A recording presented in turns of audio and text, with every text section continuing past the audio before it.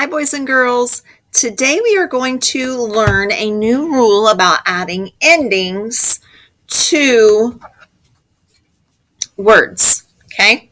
We are going to work with the ED ending. Okay? When we use ED on words, that means something has happened in the past. The book we read about Helen Keller lived in the past. So when the author wrote this story, he had to use a lot of words that ended with ED. Okay. Let's take the word walk. The author couldn't say that Helen Keller went for a walk in the garden. He would say Helen Keller walked in the garden. And that ends with ED, walked, even though it says the t sound. Okay, ED can make three different sounds. ED can say t, ED can say duh, or ED can say ed. Okay, so when you're reading words that end with ED, I want you to listen to yourself. If it doesn't sound right, then you need to change the way that you're saying that word. Okay? And remember, when ED is on a word, that means it has happened in the past. Okay? It's already taken place.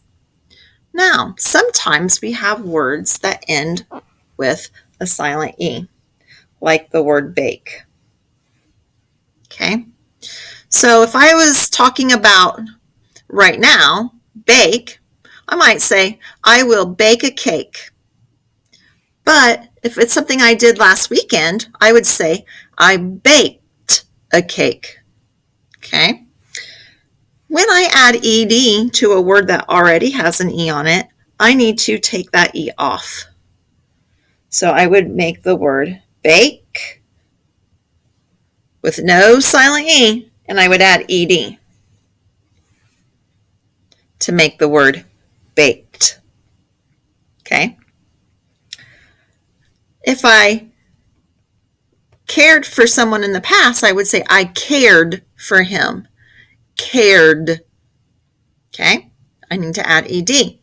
So I'm going to take my E off, take my silent E off. I'm going to write care, and I'm going to add my ED to make cared. Okay? Or if I hoped something would happen, I hoped my son would win his basketball game. I hoped. Happened in the past, so I need to add ED. I'm going to take off my E, make hope, and add my ED to get hoped. Okay?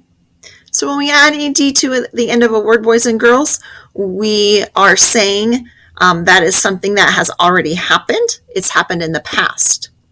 When we write ED, we need to make sure if there's a silent E on the end of a word that we take that off before we add the ED. Okay? All right, you're going to practice now going to the next slide, and you're going to practice making words that end with ED by taking the silent E off of the word and then adding ED. All right, boys and girls, when you're finished with this assignment, you are going to go to Literacy Footprints today. Pick any book from your bookshelf and read that book. When you're finished there, go back into Canvas, into your discussion, and tell me what book you read and what that book was about. Happy reading today, boys and girls.